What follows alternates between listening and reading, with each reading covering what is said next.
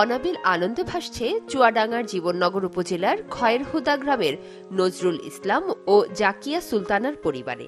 তাদের ঘর আলো করে আজ জন্ম নিল এক পুত্র সন্তান। মেয়ের হলো প্রথম বাচ্চা হয়েছে, তাই এতেই আমরা খুশি।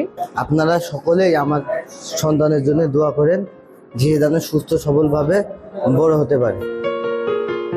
নবজাতক ও তার পরিবারকে শুভ কামনা।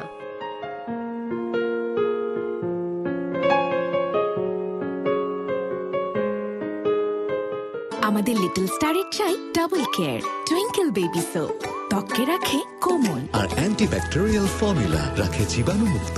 শুরুটা হোক যত্নে।